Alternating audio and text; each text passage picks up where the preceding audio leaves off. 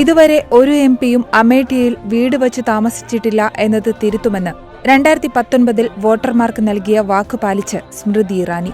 ഉത്തർപ്രദേശിലെ അമേഠിയിൽ തങ്ങളുടെ പുതിയ വീടിന്റെ ഗൃഹപ്രവേശനം നടത്തി കേന്ദ്രമന്ത്രി സ്മൃതി ഇറാനിയും ഭർത്താവ് സുബിൻ ഇറാനിയും.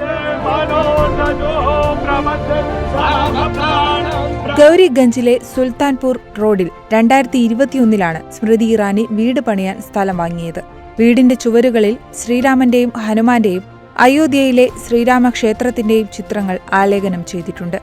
അയോധ്യയിലെ പ്രാണപ്രതിഷ്ഠ ചടങ്ങിന് ശേഷം മാത്രമേ ഗൃഹപ്രവേശനം നടത്താവൂ എന്ന് സ്മൃതി ഇറാനി ആഗ്രഹിച്ചിരുന്നു. ഇപ്പോൾ നിർമ്മാണം പൂർത്തിയാക്കിയ ഭവനത്തിന്റെ ഗൃഹപ്രവേശന ചടങ്ങിൽ നാട്ടിലെ സാധാരണക്കാരും നേതാക്കളുമടക്കം എല്ലാവരെയും ക്ഷണിച്ചിട്ടുണ്ടെന്ന് BJP ജില്ലാ പ്രസിഡന്റ് രാംപ്രസാദ് മിശ്ര പ്രതികരിച്ചു.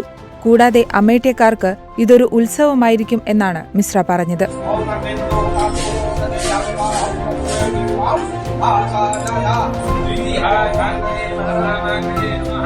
2019 അമേഠി ലോക്സഭാ തെരഞ്ഞെടുപ്പിൽ രാഹുൽ ഗാന്ധിക്കെതിരെ സ്മൃതി ഇറാനി വൻ അട്ടിമറി വിജയം നേടിയിരുന്നു.